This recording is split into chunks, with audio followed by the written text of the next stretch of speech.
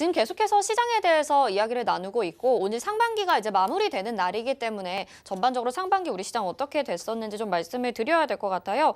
상반기 코스피 상승률이 어제까지 14%나 상승을 했습니다. 상반기 동안 뭐 글로벌 시장 전반적으로 좋았다라고 봐야 되겠지만 그중에서도 우리 증시 굉장히 탄력이 좋았던 것 같다라는 생각이 들거든요. 이 신고가 흐름 앞으로도 이어질지 어떻게 보시는지 의견 부탁드릴게요.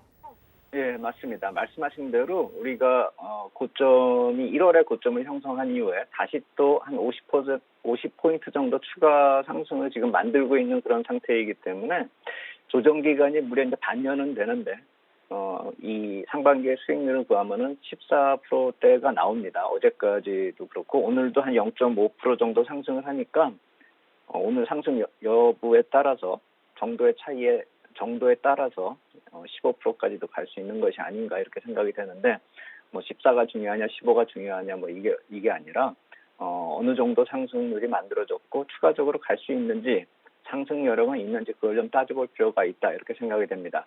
조정 기간 반년이 되니까 추가 상승 여력이 충분히 있다. 그것도 크다 이렇게 생각이 되는 게 제 개인적인 생각이고요. 주식 투자에서는 이 신고가 흐름의 경우는 그냥 시세에 맡기는 게 투자 원칙이죠. 어디까지 상승할지 그 누구도 알 수가 없는 겁니다. 신고가 영역은. 그래서 어떤 특별한 기준 없이 단순히 상승했기 때문에 고점 부담 느낀다고 해서 시장 이탈을 할 경우에는 오히려 기회를 상실할 가능성도 크다는 점 인식할 필요가 있다 이렇게 생각이 됩니다.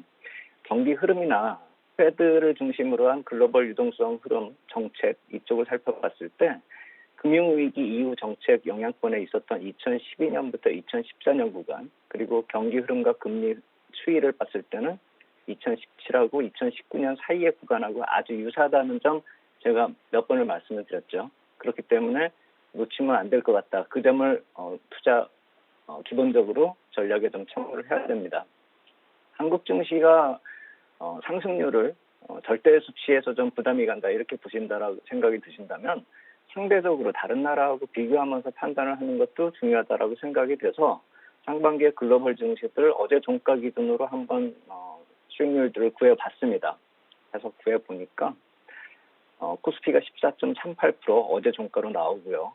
그거보다 높은 것이 유로스톡스 50, 그러니까 유럽의 특별한 나라가 아니라 유럽의 대표적인 종목들을 모은 지수로 유로스톡스 50이 15.62% 나오고요.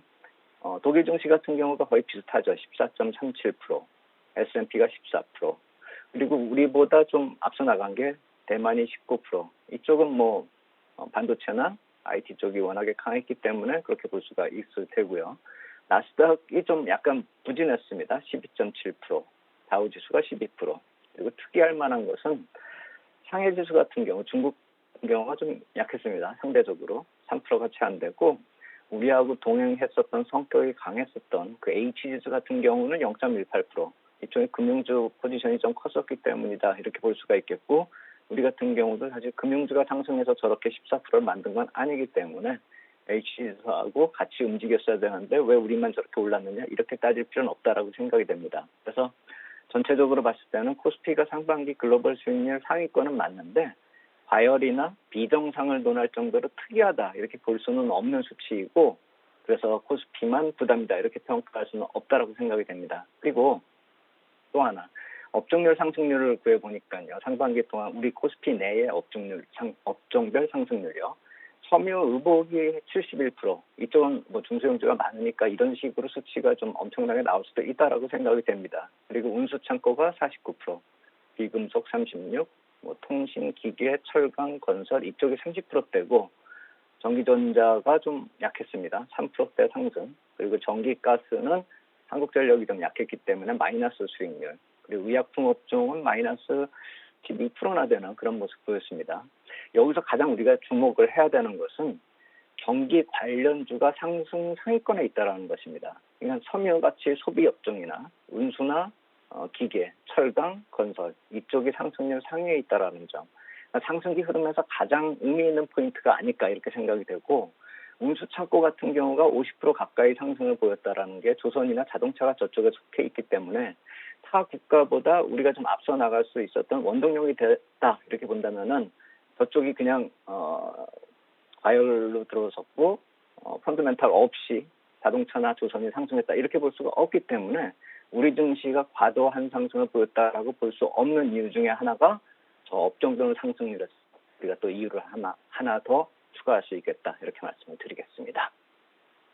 네, 코스피 상승 요인에 대해서 정확히 좀 말씀을 해주셨는데 그래도 우리 증시만 좀 상승했다라고 보기엔 어렵다. 전반적인 흐름과 업종까지 말씀을 해주셨습니다. 그런데 이 최근의 흐름을 좀 살펴보자면 이 코스피가 신고가를 내곤 있긴 한데 탄력이 이 올해 초처럼 강하진 않은 것 같아요. 지금 어떻게 보고 계시나요?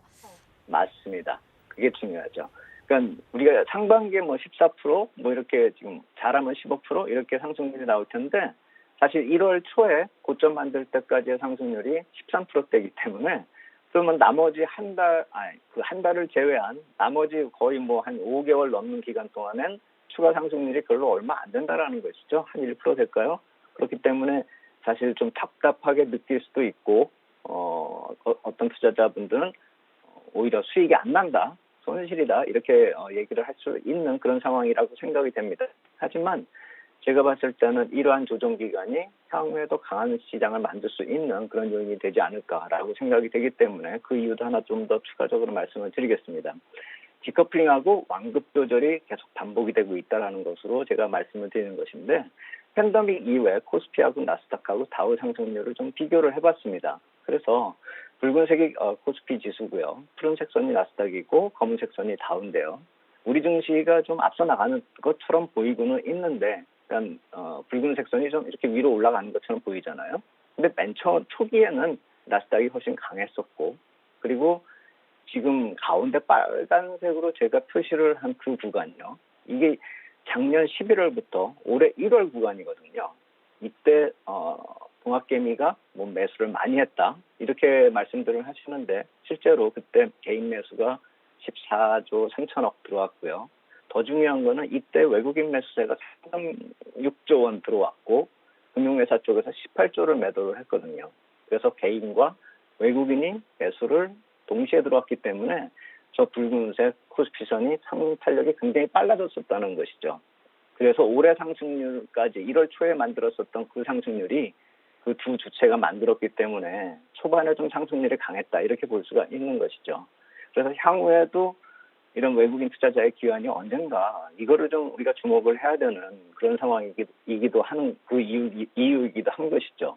그런데 제가 지난주에도 말씀을 드렸듯이 ECB 통화정책 쪽하고 패드의 움직임이 약간 좀 상이한 움직임을 보이고 있어서 달러가 강세 흐름이 나타나고 있기 때문에 그 달러 강세 흐름이 좀 완화될 때까지는 우리가 조금 더 기다려야 된다 해서 탄력적인 상승은 조금 더 우리가 기다릴 필요가 있겠다 이렇게 말씀을 드리겠고 또 하나는 그 오른쪽 박스권에 있는 그 흐름을 놓고 보면은 지금 나스닥 쪽이 약간 좀 조정을 보이고 있는 가운데에서 다우하고 코스피가 상승세를 보였다라는 그 점이 주목할 만하다 이렇게 생각이 되는데 왜 그러냐면 그 당시에 그러니까 올해 3월부터 6월까지 나타난 그 흐름인데 인플레이션하고 금리 이슈가 나타나면서 금융주가 강세를 보였기 때문에 저렇게 된 것이고 또 경기 관련주가 부각되기 시작했기 때문이거든요. 그런데 그게 계속 이어지지 않고 6월 초중반 이후에 보면은 지금 푸른색 선 나스닥이 확 치고 올라오고 있지 않습니까? 우리는 좀 약간 상승 탄력은 약하지만 거의 비슷하게 올라가고 있는 그런 추세고요. 그래서 금리 이슈가 일단락됐다는 점을 여기서 좀 찾아봐야 된다는 것이죠. 그리고 경기 관련주 같은 경우는 팬데믹 이후에 경기 활성화가 계속 기대감이 있기 때문에 경기 관련주 부각된 상태에서 순환매가 또 이어졌다라는 것이죠. 그래서 상반기 아까 말씀을 드릴 때 경기 관련주의 부각이 중요한 포인트다 이렇게 말씀을 드렸는데 하반기를 대비하면서 우리가 중요하게 봐야 되는 포인트 하나는 이 기술주의 재부각이 아닐까 이렇게 생각이 됩니다.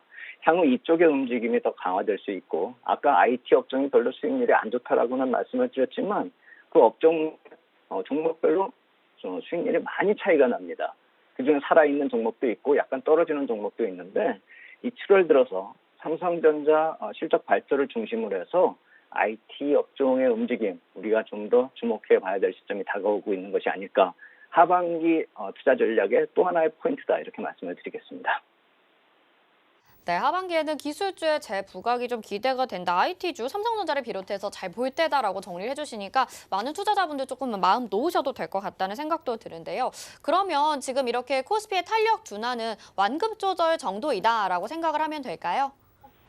맞습니다. 완급 조절이고 나스닥하고 코스피는 중기 차별화는 좀 지속되고 있습니다. 그래서 테이퍼링 같은 이슈가 시장에 좀 미치는 영향이 얼마냐에 따라 틀려지겠지만 그게 일단락 됐다라고 친다면 나스닥하고 코스피가 약간의 차별성을 두면서 동반 상승을 지속하는데 약간의 수익률 차이는 날 거다. 이렇게 보는 게 맞다라고 생각이 됩니다. 특히나 방금 전에 말씀을 드렸었던 업종 흐름상 이제 성장주에 대한 부담이 금리 쪽이 완화되면서 부담이 완화되고 테이퍼링 이슈 좀 사라지면서 성장주에 대한 부담이 거의 사라졌다라는 점을 주목한다면은 우리가 나스닥과 코스피의 동반 상승 한번 생각해 볼 필요 있다 이렇게 생각이 되고 우리가 그래서 코스피하고 나스닥 수익률 비교를 제가 한번 아까는 1년짜리를 봤는데 중기 차트로 놓고 가서 봤을 때는 이 나스닥이 푸른색 선으로 상승률이 상당히 높다라는 점을 우리가 찾을 수가 있고 그렇기 때문에 최근에 경기 관련주가 나타났을 때 나스닥 지수가 코스피보다 좀 떨어지는 상승률을 보였었던 그 이유는 그러한 관점에서 놓고 봤을 때 경기 관련주가 다시 좀 상승 이후에 좀 죽어주고 성장주가 다시 돌아왔다라는 점에서 우리가 좀 이해해 볼 필요가 있겠다 이렇게 말씀을 드리겠고 제가 붉은색 박스권으로 오른쪽에 박스를 쳐놓은 게 뭐냐면은 경기 사이클이 우리하고 나스닥이 약간 좀 틀립니다. 그러니까 미국하고 한국이요. 그러니까 붉은색 선은 저 박스권에서 계속 하락을 하고 있는 와중에 나스닥이 상승을 하고 있는 것은 우리 경기가 한국의 경기가 확장세를 멈추고 위축 국면으로 들어섰기 때문입니다. 그리고 파란색 나스닥 지수도 올라가다가 꺾여 내려가는 시점이 경기 위축 국면으로 들어섰기 때문입니다. 그렇기 때문에 향후 주가를 놓고 봤을 때는 경기 사이클을 보는 게 더 중요하다라고 생각이 돼서 제가 OECD 경기 선행지수 이번 달 거 한번 다시 뽑아봤습니다. 푸른색 선이 코스피고요, 코리아고요, 한국이고요. 그리고 그 아래쪽이 미국이고 그 아래쪽 OECD 토탈은 거의 미국하고 비슷하게 가고 있다 이렇게 보시면 될 텐데 푸른색 선 경기 지수가 그러니까 우리 지수가 지금 좀 약간 선행하고 있는 것을 보실 수가 있죠. 그것이 2018년에도 저런 식으로 선행해서 먼저 꺾였다라는 것이죠. 근데 중요한 것은 저게 꺾였다 해서 주가가 같이 빠지는 게 아니라 100 이하로 하향 돌파 이전까지는 주가 상승이 지속된다라는 것입니다. 그런데 지금 현재 시점은 꺾이는 것도 아니라 지금 계속 올라가고 있습니다. 근데 꺾이지도 않았는데 주가가 빠진다라고 생각을 할 수가 없는 것이죠.